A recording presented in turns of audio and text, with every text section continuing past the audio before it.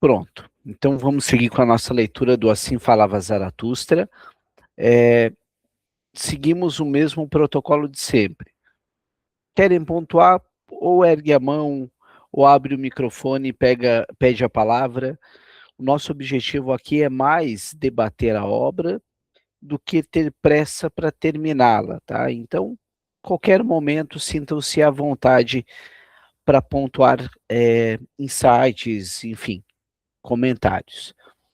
Então, vamos seguir com a nossa leitura. No item 4. Mas Zaratustra olhou para o povo e se admirou.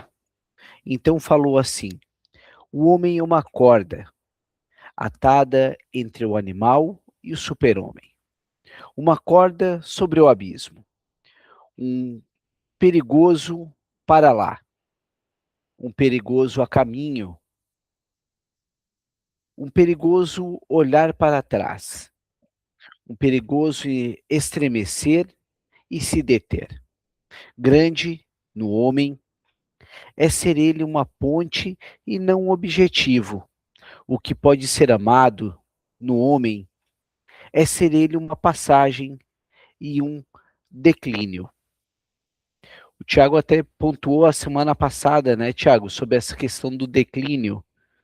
Como tu havia pontuado, Tiago? Tu recorda? Declínio, né? A gente, quando ele bota a palavra declínio, causa um estranhamento logo. Ele bota de propósito, porque a gente pensa logo que declínio é destruição, perecimento, né? Você está entrando em declínio, né? A gente usa normalmente essa palavra. Mas tanto no alemão como também no português, o declínio pode ser entendido de outra maneira, de uma maneira um pouco mais metafórica, né? Que é o que ele usa, porque ele vai demonstrar, primeiramente, que a vida é um paradoxo, né? O nosso corpo está em declínio, de qualquer jeito. E é exatamente pelo nosso corpo estar em declínio quem está vivo, né? Quem não está em declínio é porque já morreu. Mas, além disso, né, muito para além disso, o objetivo do Nietzsche é fazer uma crítica à tradição, aos valores morais, aos costumes, às religiões, né, que por tanto tempo desprezaram tanto o corpo como a vida na Terra, né, falando de uma forma bem resumida, em nome de algo para o além, né, para além da vida. E isso quanto nos aprisionou. E aí ele quer mostrar aqui e o mais importante é que ele não está fazendo só uma crítica a esses valores, ele está querendo substituir esses valores. Ele está querendo fazer uma transvalorização de todos os valores. Né? É como se a gente botasse tudo na balança e visse o que serve para o homem e o que não serve. E para isso é necessário esse declínio. O declínio no sentido de transformação, de renovação. Você destruir aquilo que te aprisiona, aquilo que está te fazendo mal, os costumes, a moral judaico-cristã, enfim, tantas outras questões, em nome de você se tornar uma versão melhor de você mesmo, do homem se tornar uma versão melhor de si mesmo, que seria o super-homem, né? Que é o para além do homem. Então, essa é a ideia do declínio. É um declínio em transformação, não um declínio meramente para destruição. Não é um colapso. Não é um colapso. É uma destruição, porque é para você destruir tudo aquilo que te aprisiona, tudo aquilo que te joga para baixo, tudo aquilo que difama o corpo, né? Difama o corpo, que eu digo físico, a sua vida na Terra. Mas para quê? Para você criar novos valores, para você se tornar uma versão melhor de si mesmo, podemos dizer assim. Tá, seria seguindo aquela lógica hegeliana, né? Até mesmo o Nietzsche é um filho, né? Dessa lógica da dúvida aí. Muito do Hegel, ele faz umas menções ao Hegel, mas ele também critica, né? Porque Nietzsche é muito complicado, Nietzsche, né? Temos que falar uma verdade. Ele foi uma pessoa difícil. Muitos autores falam que é porque ele sofreu de sífilis, ele tinha grandes dores de cabeça, isso é datado. Muitos acham que é por causa de sífilis, que era algo comum na época, que nem falam que Van Gogh também tinha sífilis. Enfim, cada autor vai falar uma coisa, cada pesquisador. Mas ele era uma pessoa que criticava quase todos os pensadores, né? Então ele critica o Hegel, mas ele herda, e ele fala que ele herda essa dialética hegeliana, né? De que você tem que buscar.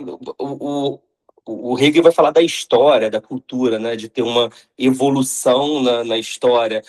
O Nietzsche está trazendo para algo pessoal, né? Você buscar um progresso, uma evolução seu, interior, né? Então, mas ele vai criticar o Hegel, porque ele vai achar que o Hegel é muito conservador, muito patriota, e por isso está dando muitos dados para os alemães virarem o que viraram, né? Nietzsche ele faz até uma como é que eu posso dizer, uma profecia do que aconteceu na Segunda Guerra Mundial, né? De que esse patriotismo da filosofia alemã e da música, como Richard Wagner, que foi um amigo e depois Nietzsche brigou, esse anseio pelo patriotismo e tal ia levar a Alemanha à sua destruição, né? Mas enfim, estou prolongando muito aqui. Não, mas é legal, como a gente falou, é uma conversa aqui para a gente pensar sobre os assuntos. E fazendo uma intersecção com a psicanálise, o Freud mencionava que ele evitava muito a leitura do Nietzsche, porque ele encontrava muito do Nietzsche nas obras dele e vice-versa ali, né? Sim, sim, tem até um escritor que ele foi bem polêmico, que ele escreveu um livro, teve uma tese, eu acho que de, sei lá, não sei se foi de filosofia, alguma faculdade que ele fez, de doutorado, enfim. É um cara grande, né? Não é um, assim, franco atirador, não. É um cara que tem estudo. E ele fez um estudo de que Freud bebeu muito da fonte do Nietzsche, pegou muitos conceitos do Nietzsche, deu uma outra roupagem e não deu os créditos devidos. Bom, isso foi um rebuliço na época. Os nietzschianos acusaram, os freudianos falaram que era mentira, mas tinha um dado interessante, é que isso é fato, que descobriram na biblioteca do Freud que tinha toda a obra de Nietzsche lá. Então, assim, ele tinha um livro. Se ele leu, se ele realmente bebeu dessa fonte, a gente não tem como provar, né? Não, beleza. Então a gente vai mais um pouquinho aqui. Amo aqueles que não sabem viver, a não ser como quem declina, pois são os que passam. Amo os grandes desprezadores, porque são os grandes reverenciadores e flechas de anseio pela outra margem. Amo aqueles que não buscam primeiramente, atrás das estrelas, uma razão para declinar e serem sacrificados. Olha a crítica ao cristianismo aqui bem pesada. Mas que se sacrificam à terra, um retorno ao antropocentrismo, para que um dia a terra venha a ser do super-homem ou do além do homem. Amo aquele que vive para vir a conhecer e que quer conhecer para que um dia viva o além do homem, e assim quer o seu declínio.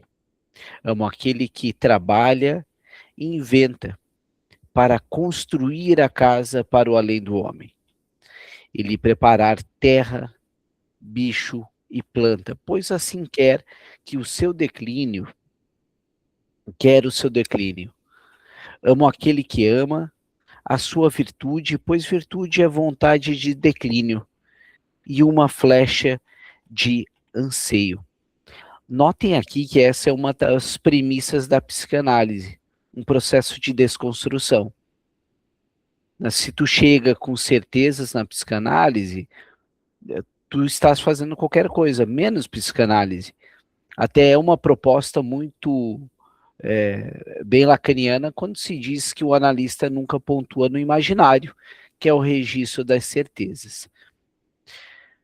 Amo aquele que não guarda uma gota de espírito para si, mas quer ser inteiramente o espírito de sua virtude. Assim, anda ele como espírito sobre a ponte. Amo aquele que faz de sua virtude seu pendor e sua fatalidade. Assim quer ele, por causa de sua virtude, ainda viver e não mais viver. Amo aquele que não quer ter virtudes demais. Aí dá para ver o que o Tiago havia falado sobre a crítica que ele tem ao Hegel, né? aqueles conservadores.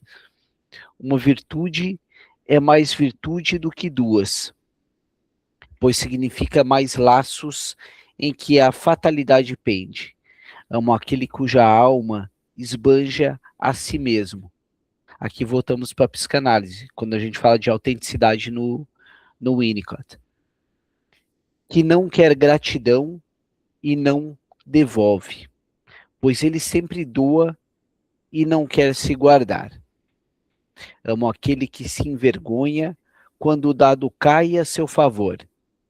E que então pergunta: sou um jogador desleal? Pois ele quer perecer. Amo aquele que lança à frente dos seus atos palavras de ouro e faz sempre mais do que promete, pois ele quer o seu declínio.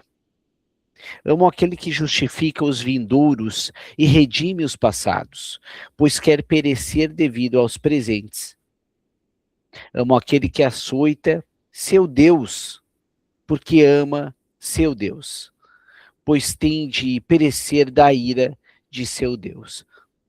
Pessoal, até... Ah, não, tem mais um pouquinho, falta pouco, daí a gente fala um pouco aqui.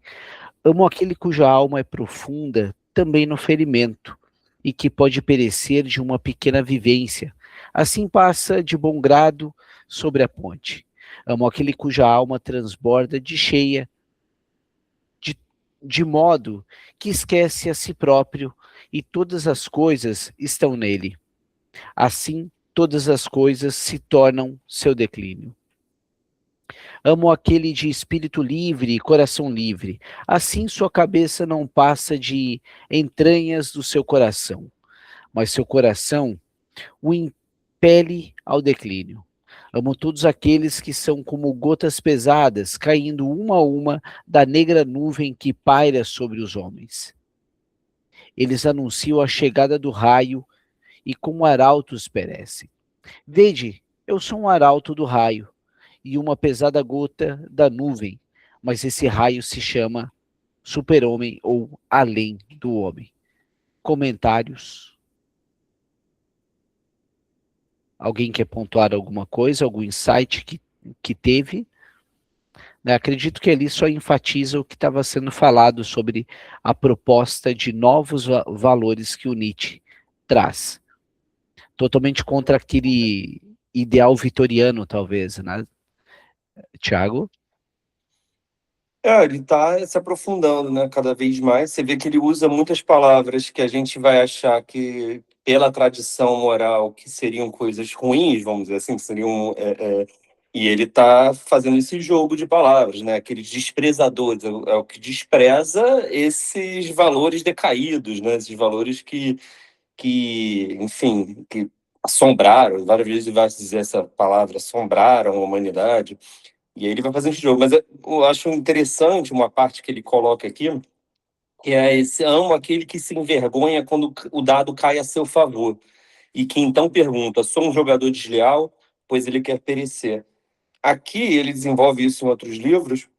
Ele sempre traz uma questão de que você, tanto na transvalorização dos valores, como na sua criação e transformação de si mesmo para a nova versão, você tem que estar sempre em análise se aquilo foi merecedor, se aquilo partiu de você, da sua vontade, ou não foi um mero acaso, uma mera sorte, porque ele é muito rígido consigo mesmo, Nietzsche, de querer dizer que você tem que ser merecedor daquilo que você se transformou, daquilo que você ganha, não é?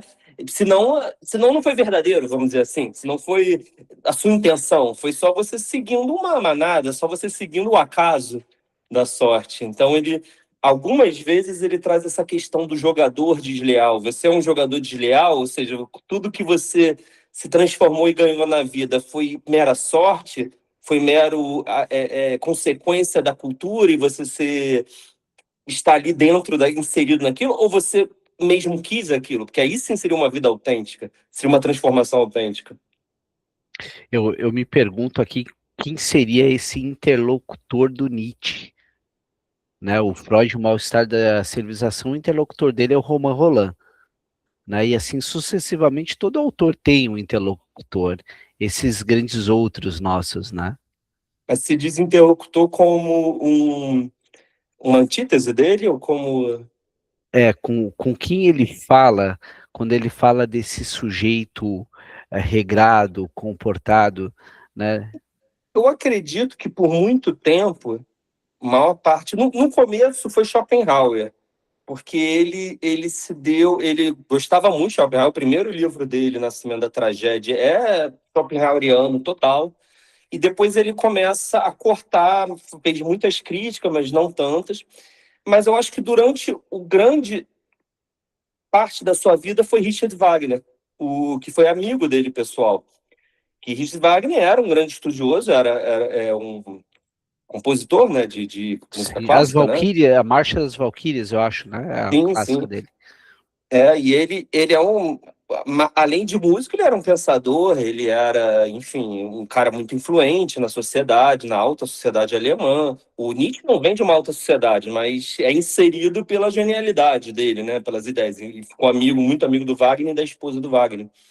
Ele era muito mais novo que o Wagner. E frequentava a casa dele, e eles conversavam muito e tal, mas só que chegou um momento, que é isso que eu falei um pouco do Hegel, né? Teve um momento que o Nietzsche, ele viu que o Wagner estava muito conservador, estava muito patriota, estava tendo pensamentos muito segregadores enfim, preconceituosos com judeus e tudo mais, né? Aquilo que já estava efervescendo na sociedade, né? Enfim, então eu acho que por muito tempo, tanto que ele tem dois livros atacando o Wagner. Uhum. Nietzsche contra Wagner, que era um livro que não tinha, eram os escritos, aí botaram esse nome, Nietzsche contra Wagner, e tem uma outra, o Caso Wagner, eu acho, que ele vai atacar toda essa cultura europeia e alemã usando Wagner como esse interlocutor, entendeu? É legal, tu enfatizou bastante Isso é sobre. uma coisa que eu esqueci, desculpa, só para Fica à pontuar. vontade. E tem muitas cartas dele com Wagner, tanto na época da amizade, como depois, quando eles se romperam. Então, isso também é algo que não foi bem traduzido. Tem traduções assim livres, né? Não tem uma tradução publicada no Brasil. Mas tem muitas cartas dele com Wagner que mostram essa coisa, né? De ser um interlocutor dele.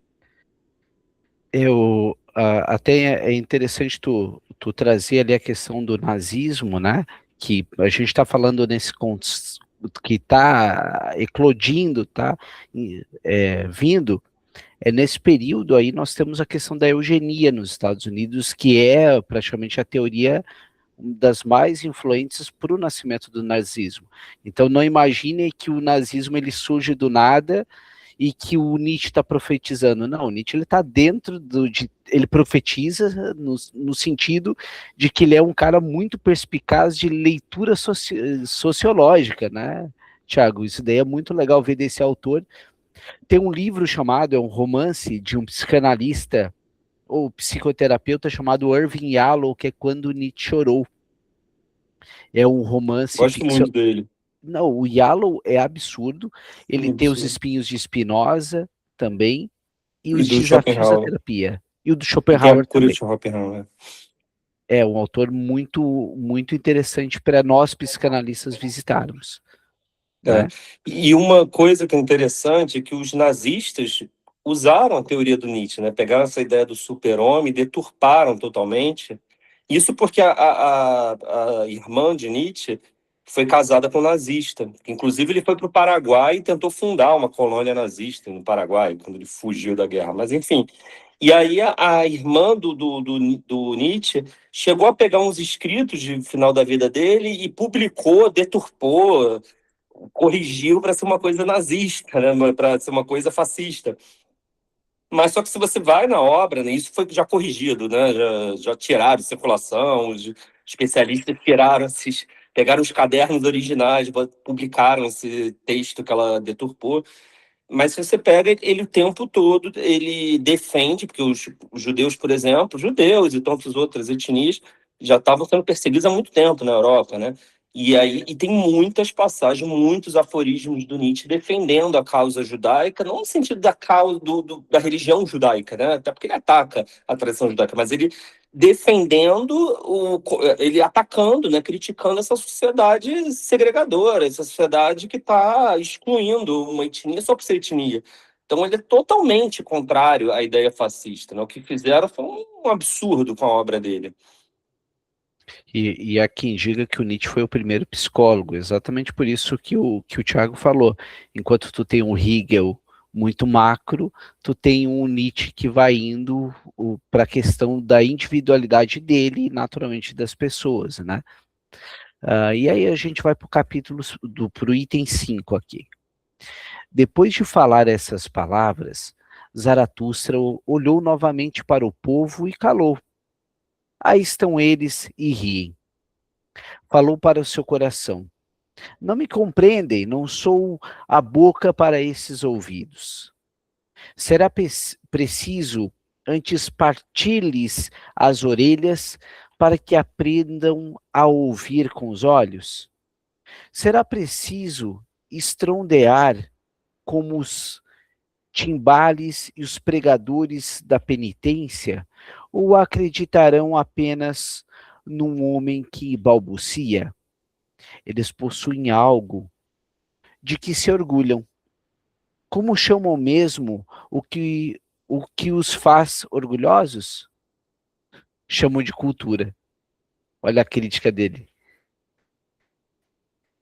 É o que os distingue dos pastores de cabras. Por isso não gosto de ouvir a palavra desprezo. Quando se fala deles, então falarei ao seu orgulho. Então lhes falarei do que é mais desprezível, ou seja, do último homem. Olha a expressão que ele usa. E assim falou Zaratustra ao povo. É tempo de o homem fixar sua meta. É tempo de o homem plantar o germe de sua mais alta esperança. Seu solo ainda é rico bastante para isso, mas um dia esse solo será pobre e manso, e nenhuma árvore alta poderá nele crescer. Ai de nós, aproxima-se o tempo em que o homem já não lança a flecha de seu anseio por cima do homem, e em que a corda do seu arco desaprendeu de vibrar. Eu vos digo, é preciso ter ainda caos dentro de si para poder dar luz a uma estrela dançante. Essa é uma das citações mais famosas do Nietzsche. Eu vos digo, tendes ainda caos dentro de vós. Eu ouso fazer uma conjectura, arriscar aqui e dizer que o conceito de inconsciente flerta muito com esse nascimento, né? E o conceito de inconsciente pela ótica do Freud, né? Porque a gente sabe que tem outros autores que falam desde o século XV sobre inconsciente. Ai de nós, aproxima-se o tempo em que o homem já não dará à luz nenhuma estrela. Ai de nós, aproxima-se o tempo do homem mais desprezível, que já não sabe desprezar a si mesmo. Vede, eu vos mostro o último homem. Como o Tiago falou no outro encontro, observa como ele escreve de forma muito bíblica, né? Vede, já de forma provocativa. Que é o amor, que é a criação, que é o anseio, que é anseio, que é estrelar. Assim pergunta o último homem e pisca o olho. A terra se tornou pequena, então, e nela saltita o último homem, que tudo a pequena. Sua espécie é inextinguível, como o pulgão. O último homem é o que tem vida mais longa.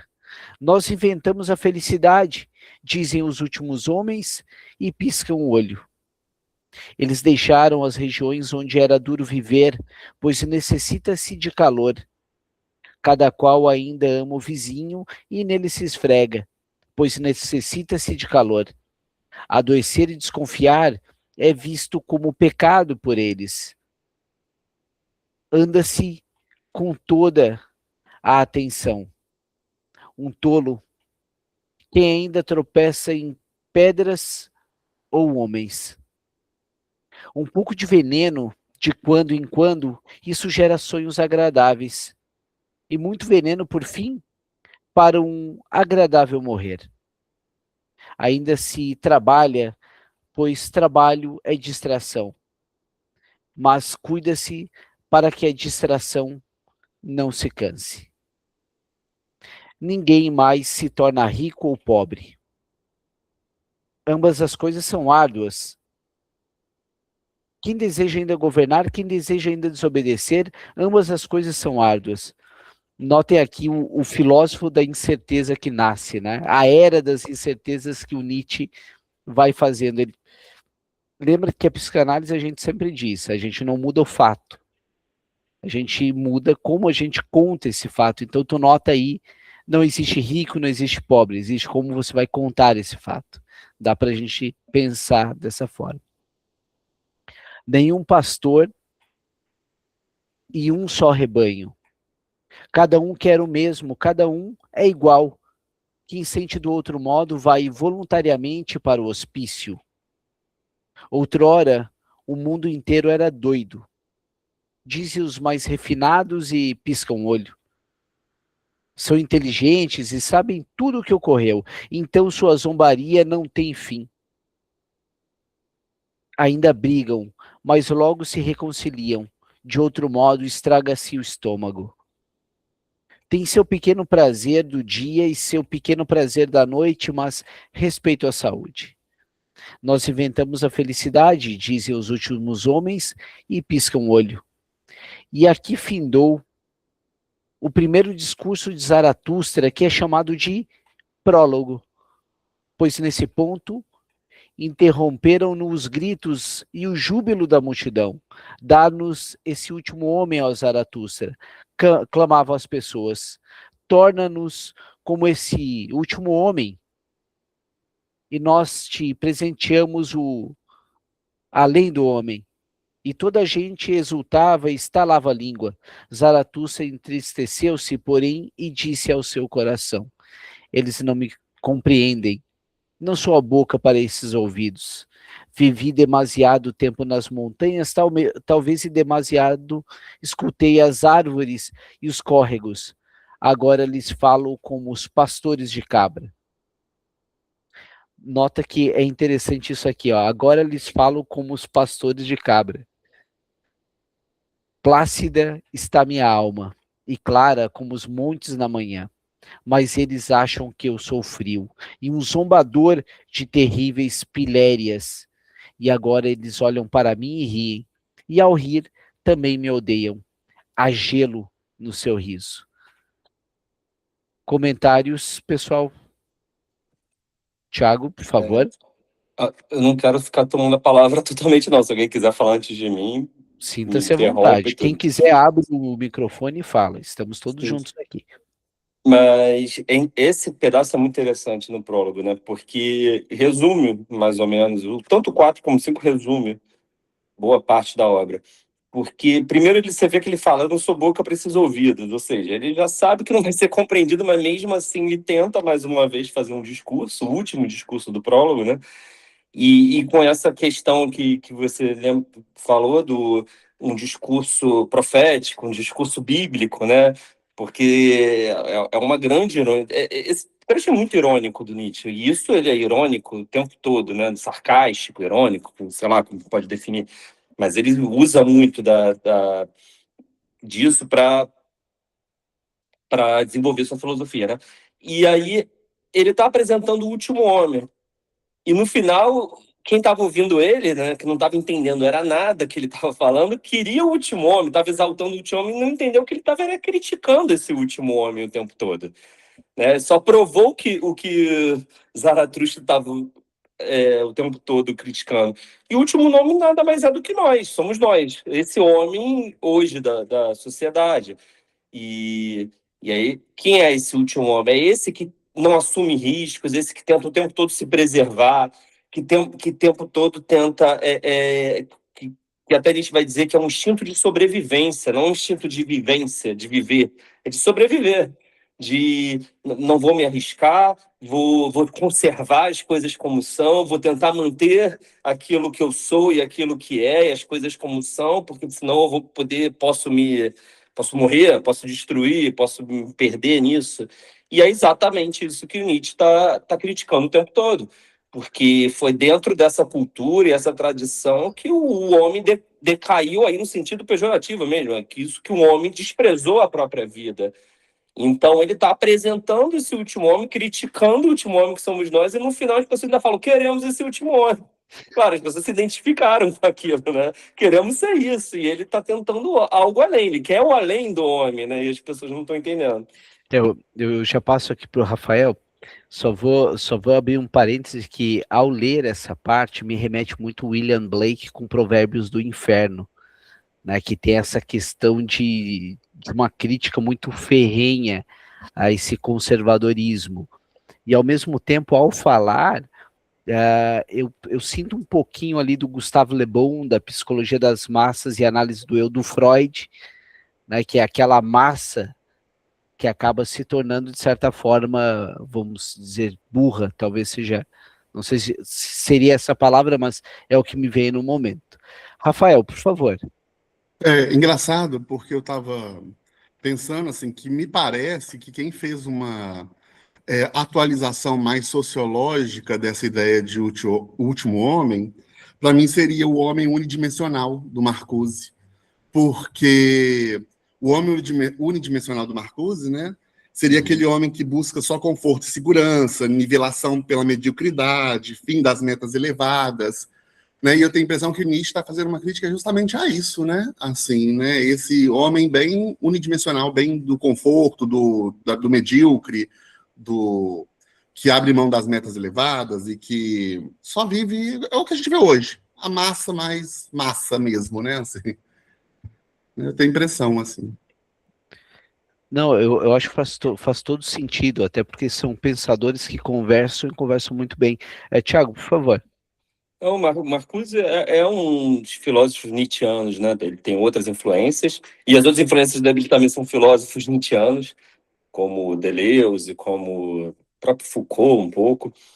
E Marcuse, sim, tá explorando, né? E tá atualizando, vamos dizer assim, esse conceito. Porque isso do Nietzsche chega a falar muito de pastor, rebanho, ele fala também massa, não sei se nesse trecho ele falou de massas, mas ele fala, tem um livro dele muito curto no Nietzsche, é um artigo, dá para ler assim numa tarde, que se chama Sobre a Verdade e Mentira em Sentido Extramoral, que ele vai explorar muito esse conceito de nós sermos um rebanho, que ninguém é um pastor, estão criando a gente está usando muito essa palavra rebanho, né, quando vai falar de política, né?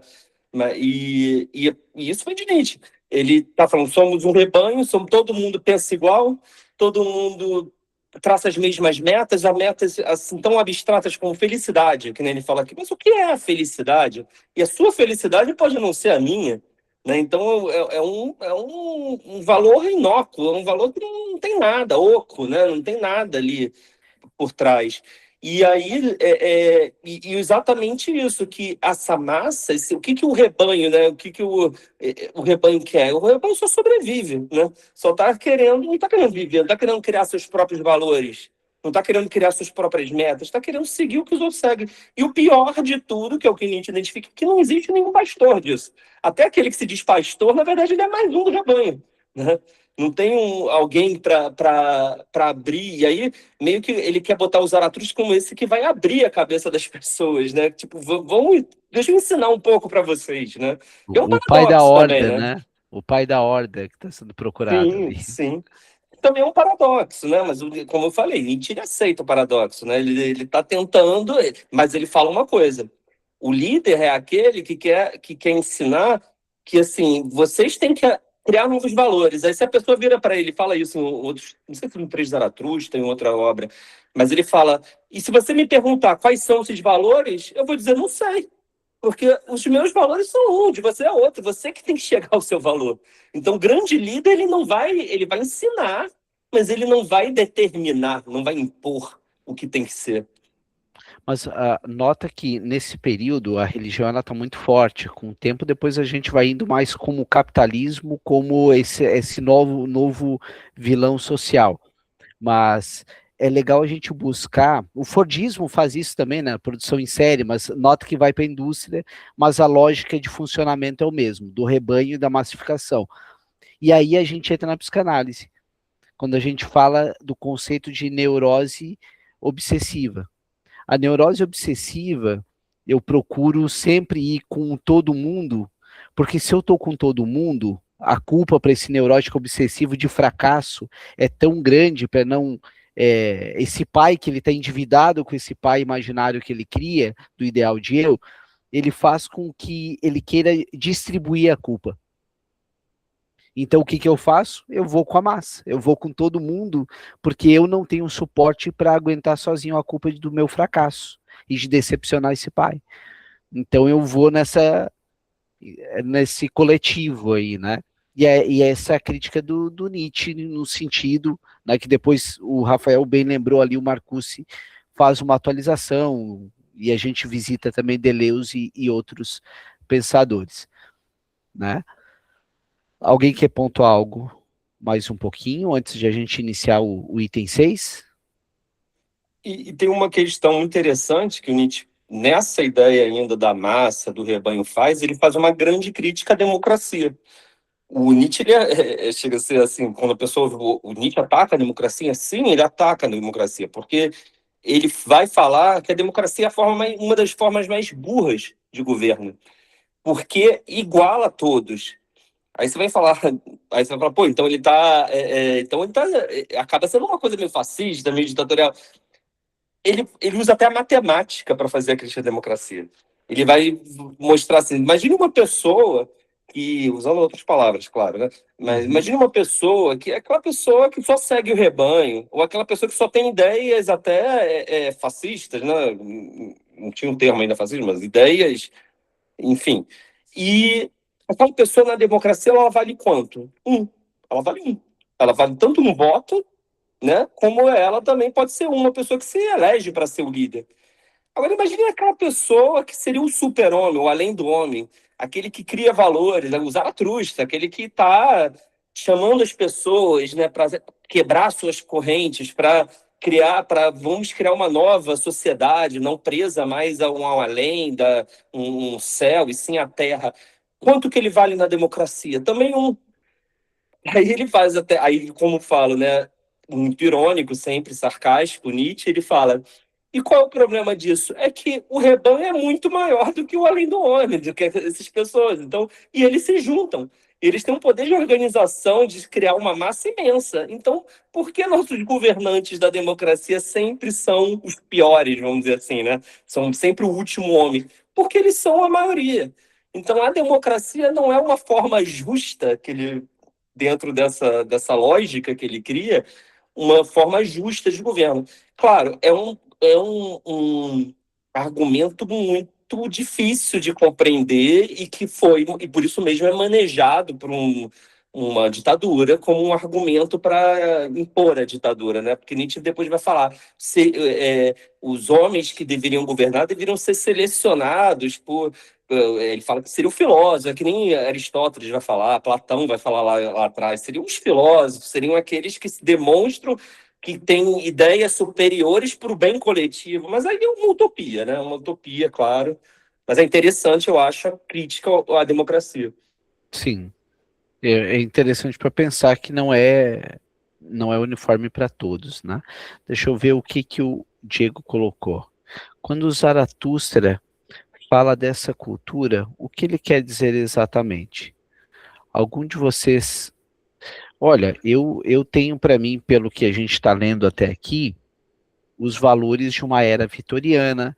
Estamos falando de conservadores como Hegel, Schopenhauer, os valores que estão devidamente já institucionados, valores muito hereditários, familiares, e aquela história de que quem está devidamente assentado não vai querer sair do lugar. Então, vejo dessa forma, vendo o contexto histórico, onde que o Nietzsche está sendo não um sujeito de elite, né? Então, naturalmente, acredito que é dessa forma que ele queira dizer, Diego. E aí a gente vai mais um pouquinho no item 6 aqui. Mas então sucedeu algo que fez toda a boca silenciar e todo olhar enrijecer. Nesse meio tempo, o equilibrista começara seu trabalho, surgira de uma pequena porta e andava sobre a corda que se achava estendida entre duas torres, acima da praça e do povo. Quando estava no meio de seu caminho, abriu-se novamente a pequena porta e um rapaz de vestes coloridas, semelhante a um palhaço, pulou fora e seguiu o primeiro com passos rápidos. Adiante, aleijado, gritou com voz terrível. Adiante, preguiçoso, muambeiro, cara pálida, para eu não te fazer cócegas com meu calcanhar. O que fazes aqui entre as torres? Teu lugar é na torre. Devias ter trancafiado, estorvas o caminho de alguém melhor que tu. E a cada palavra lhe chegava mais próximo. Porém, quando estava a somente um passo do equilibrista, sucedeu a coisa pavorosa que fez toda a boca silenciar e todo olhar enrijecer. Lançou um grito de demônio e saltou sobre aquele que lhe estava no caminho. Mas esse, vendo seu rival assim triunfar, perdeu a cabeça e a corda, desfez-se de sua vara e mais rapidamente do que ela mergulhou na profundeza, como um redemoinho de braços e pernas. A praça e o povo semelhavam o mar quando chega a tempestade. Todos corriam e se atropelavam. Sobretudo no lugar onde se precipitava o corpo, Zaratustra ficou imóvel.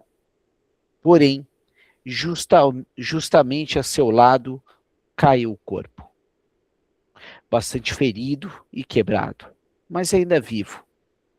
Após um instante, a consciência retornou ao homem destroçado e ele viu Zaratustra ajoelhado junto a si. Que fazes aqui? Disse ele afinal. Há muito tempo eu sabia que o demônio me passaria a perna. Agora ele me leva para o inferno. Queres impedi-lo? Por minha honra, amigo, respondeu Zaratustra. Nada do que falas existe. Não existe demônio nem inferno. Tua alma morrerá antes ainda que teu corpo. Que teu corpo nada temas, portanto. O homem ergueu os olhos desconfiado. Se falas a verdade, então nada perco ao perder a vida. Não sou muito mais que um animal e que ensinaram a dançar com golpes de bastão e pequenos nacos de comida. De maneira nenhuma, disse Zaratustra. Fizeste do teu período o teu ofício, não há o que desprezar nisso. Agora pereces no teu ofício por causa disso. Eu te sepultarei com minhas próprias mãos. Depois que Zaratustra falou isso, o moribundo não respondeu mais.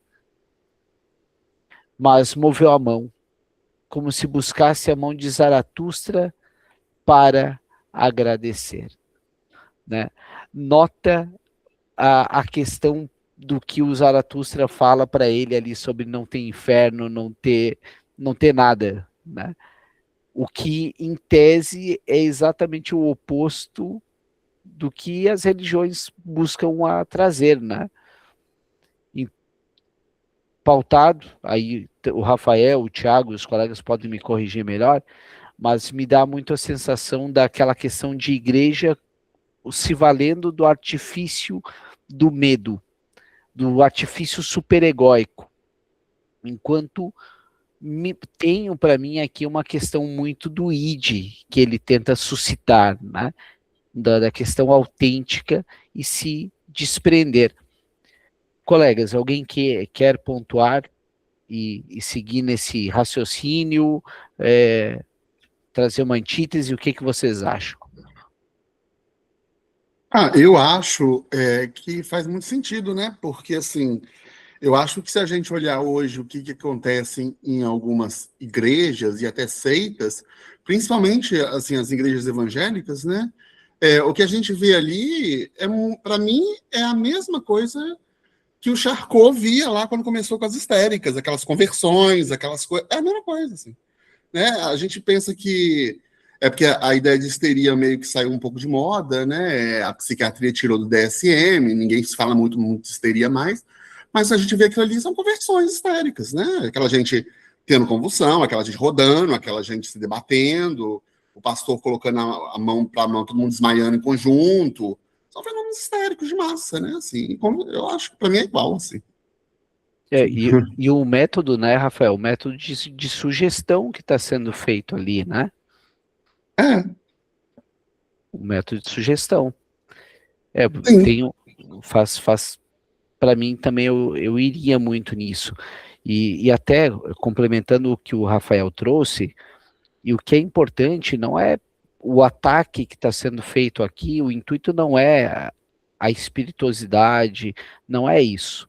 É simplesmente fomentando o lugar de que a psicanálise é um lugar laico, leigo e multidisciplinar, ao visitarmos literatura, ao entendermos não como efeitos demoníacos, mas como uma questão histérica e uma questão psíquica. Quer chamar de alma? O Ferenczi usava muito a palavra alma. Pode usar, tá tudo certo, mas entenda que alma no grego é psique. Né? Então, a gente falar desse aparelho psíquico, desse aparelho de alma, é nessa linha de raciocínio que o psicanalista fala. Então, essa é a nossa proposta. Tiago? Esse trecho é interessante, como a gente tinha lido na semana passada, talvez a gente pode ter esquecido, né? Que Zaratustra chegou na cidade, tava aquele rebanho, tava aquela massa de pessoas e tava um equilibrista, né? Para ele passar de uma corda a outra. E aí já é uma imagem daquela metáfora do que ele fez antes, né? Que o homem é o quê? Uma corda estendida do animal para o além do homem, para o super-homem. E aí ele cria essa imagem, né, que o equilibrista está atravessando, como se fosse tá querendo se evoluir, está querendo se transformar, criar novos valores, ir para o além do homem. Mas aí vem um palhaço, que também pode ser entendido que o próprio, né, o inconsciente dele ou qualquer outra coisa, que faz ele lembrar toda essa tradição, essa cultura que a gente está falando aqui, todo esse moralismo que grita com ele, né? Isso do demônio, lançou um grito de demônio, saltou sobre ele. Então, é como se ele está tentando, né, destruir aquilo, mas, claro, vai voltar. E uma hora você vai cair e se derrubar todo. E aí, logo quando ele cai, ele fala isso, né? Sabia que aqui há muito tempo eu sabia que o demônio me passaria a perna. Então ele ainda está preso, ele ainda não quebrou tudo, né? E achou que então por isso ele era um derrotado. O Zaratustra vira não, mas você não é um derrotado, né? Você não existe isso de demônio e você teve coragem, você tentou, né? Mais ou menos isso que o Zaratustra vai falar e por isso vai dar a mão a ele, né? E é, é uma imagem que ele cria para explicar tudo isso que ele passou, que ele acabou de falar, né? E o que acontece com as pessoas, né? Que tem a ver com esse declínio, tem a ver com perecer. Para você se transformar, tem que aceitar que uma hora você vai cair, uma hora você vai se arrebentar todo, uma hora suas vozes, né, na sua cabeça vão falar que, meu Deus, será que eu pequei? Será que eu estou dando mais ouvido ao demônio do que a Deus? Porque aquilo está enraizado em você, né? E o Zaratustra seria ali uma consciência para falar, não, calma, não, eu tenho que passar por isso, mas continue, né? Vou me transformar. Antes de passar para a Vanessa, eu só ia complementar que, vindo nessa linha de raciocínio, eu lembrei aqui do Rudyard Kipling, que tem um poema, ele é Nobel de Literatura, início ali do século XX, E ele tem um poema chamado Si, que ele cita várias coisas sobre de antíteses, se consegue ficar no meio dos idiotas e dos sábios, no final de tudo, de tudo, de tudo, você é homem. Né? Bem nessa linha do que você é o que você é, e é isso aí, nada de imaginário lacaniano, mas de quem você é nesse momento. Vanessa, por favor. Eu acho que diante disso, que o Tiago falou também, essa questão que foi colocada de inferno, eu acho que esse inferno acaba sendo uma coisa até mais interna, né?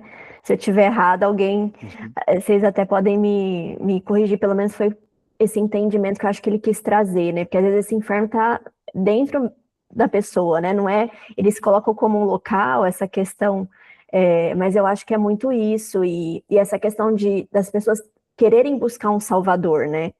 E esse Sim. medo que é colocado na sociedade é justamente para que tanto as religiões ou a política é muito proposital, né? Porque é através desse medo que você consegue esse rebanho todo aí, né? E as pessoas ficam presas nisso. Então, eu acho que tá tudo muito interligado com o que a gente vive hoje, que a gente está vendo na sociedade hoje, e o que a gente vê dentro da clínica, né? Quando as pessoas trazem as suas questões, né? Os analisandos trazem, e a gente percebe isso, essa questão de querer buscar um salvador para suas próprias questões, né? Que eles trazem ali, né? E essa questão do medo, de onde normalmente às vezes vem esse medo, eu não sei se está muito dentro do que, mas pelo menos é pelo que tudo foi Não, falado aqui hoje dentro eu do compactuo texto. contigo, tá, Vanessa? Eu vou indo por esse raciocínio. Então, eu acho que essa questão de inferno, que é colocada na sociedade hoje, é muito para gerar esse medo, gerar essa. E aí buscar um outro conceito, né? Uma outra realidade para as coisas é muito difícil. Então, é muito mais fácil para todo mundo ir dessa manada, né? Ir de acordo com esse rebanho. Eu acho que não sei se eu estou dentro, mas acho que é mais ou menos isso aí. Olha, a gente está lendo Nietzsche. O Nietzsche ele fala exatamente sobre as incertezas, o quanto a gente pode transitar. Então é, seria totalmente incoerente falar que estaria errado. Rafael, queres falar? É, não, na verdade, eu achei uma citação aqui do filósofo que é o Michael Offray, né? Eu vou pôr aqui no chat, aí depois, para quem se interessar a ler, ele vai explicar justamente o que seria, na visão dele, o último homem nos tempos de hoje. E eu acho que essa descrição dele está perfeita. Aí eu coloquei no chat aí para quem quiser ler. Então, eu leio aqui rapidinho. Então tá. Ele é o meu xará, né? Ele é francês. É o É, Michel Onfray, deve ser. é. É um filósofo francês que dialoga o último homem nos tempos atuais, ou seja, uma releitura aqui do Nietzsche. E compactua bem com o que eu estava falando, Rafael, né, de o capitalismo ser essa nova religião. O capitalismo formulou o seu tipo ideal com a figura anunciada por Marcuse, do homem unidimensional, variação sobre o tema proposto por Nietzsche, do homem incalculável. Seu retrato é conhecido, iletrado, inculto, ávido, limitado, sacrificando-se às palavras de ordem da tribo, arrogante, seguro de si. Olha só, narcisismo primário aqui que a gente está falando, libido no próprio ego e não ter alteridade para com o outro. Dócil, fraco com os fortes, forte com os fracos, simples, previsível, amante arrebatado dos jogos, ou seja, totalmente pulsional aqui, se for para neurociência, um cérebro muito na questão de libido. Ele não simboliza, ele vai para a descarga. E dos estádios, devoto do dinheiro. O dinheiro, como eu sempre digo, é aquele, falando para o Pierre Martin, o dinheiro ele tampou numa falta, mas ele gera uma falta também. E secretário do irracional, profeta especializado em banalidades, em ideias curtas, viva o Twitter aqui, o X, tolo, nécio, narcisista, narcisismo primário, egocêntrico. eu até o egocêntrico aqui, para psicanálise, é importante a gente tomar cuidado com a palavra egocêntrico ou egoísmo, né? Porque para o cara ter ego, quer dizer que ele já teve um processo de integração. Gregário, consumista, tamponar a falta. Consumidor de mitologias. Aqui a gente está falando totalmente do imaginário, né? Do momento, amoral, desmemorado, racista, cínico, sexista, misógino, conservador, reacionário, oportunista, portador ainda de traços da mesma natureza que define um fascismo ordinário. Eis o sujeito cujos méritos, valores e talentos são hoje vangloriados. Ele estava um pouquinho irritado, Rafael, me parece. Acho que ele teve uma discussão com alguém no fim de semana e não está fazendo análise. Vamos seguir aqui. Nesse meio tempo, caiu a noite e a praça se ocultou na escuridão. Então a gente se dispersou, pois mesmo a curiosidade e o espanto se afadigam. Mas Zaratustra ficou sentado junto ao morto. Pessoal, eu estava olhando agora que tem 2 minutos para as 9. Então, eu vou fazer o seguinte, eu vou retornar. Eu me empolguei aqui, estava tão imerso no assunto, que é um assunto que eu gosto, que acabei me perdendo no horário. O Mihaly Csikszentmihalyi, ele chama de flow, né, de quando tu está imerso no momento e tu perde noção de tempo, o que a psicanálise preza muito quando a gente fala de memória mnemônica e não cronológica. Colegas, para considerações finais, mediante tudo isso que nós conversamos, vimos, pensamos aqui, alguém quer pontuar algo?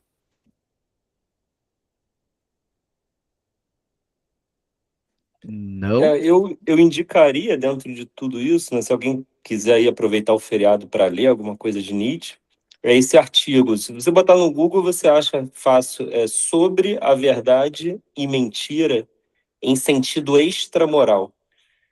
Ele vai... Eu já vou botar aqui, Thiago, Tá. e deixa eu baixar o PDF dele. É fácil baixar o PDF, a tradução tá boa do primeiro que aparece aí no Google.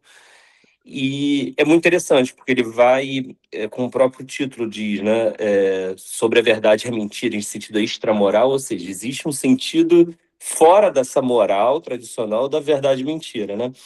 E mais, para ele explorar isso, ele vai exatamente falar sobre esse último homem, né? Não sei se ele usa o termo último homem, mas é sobre esse homem do rebanho, da massa, do homem que dentro das suas convenções sociais, é preciso mentir o tempo todo para bajular o outro, para estar inserido naquele grupo, seja um grupo elitista, seja um grupo religioso, seja um grupo que for. Então, ele vai explorar muito isso. Ao mesmo tempo, o primeiro parágrafo já é arrebatador dele, que ele vai fazer... É muito interessante, não vou dar spoiler não, mas é muito, muito interessante, que ele já vai mostrar o tamanho da nossa pequenez diante do universo e como nos consideramos tão importante, e isso é uma coisa, é um dos valores que está decaindo o homem, né? Entendermos que nós somos efêmeros, que nós somos uma passagem, né, seria muito mais autêntico. Você estaria lutando muito mais por uma vida autêntica e criadora, e não por uma vida de sobrevivência, um instinto de sobrevivência. Ele vai falar muito disso. Então, acho que está dentro de tudo que a gente leu hoje. Perfeito, eu já estou baixando aqui. Eu encontrei uma obra aqui, Thiago, não sei se é ela, mas que tem 90 páginas. É isso mesmo? Porque 90 páginas, porque quando ela foi feita, é um livro pequenininho, assim, então as páginas são pequenas, e eu acho que tem muito comentário, nota de rodapé. O escrito em si, se você fosse imprimir, daria nem 30 páginas. Então você lê assim num batidão. E eu acho que o linguajar pode ter pedaços que ficam um pouco mais difícil, uma metáfora ou outra, mas se você vai indo, né? Tem aquela questão de qualquer texto de filosofia, né? Não é para você entender tudo, né? Se você está entendendo ali 1% já é uma coisa. Então é uma leitura que dá para fluir se você não ficar preso a detalhezinho, né? Não, perfeito. Pessoal, então encerramos mais um encontro aqui. Obrigado à participação de todos, aos comentários ali do Thiago, do Rafael, a pontuação também da Vanessa que trouxe, né? O Diego também estava ali com a gente também comentando. Então, semana que vem a gente retorna, né? E no grupo a gente vai interagindo então. Tá bom feriado aos colegas e até o próximo encontro. Né?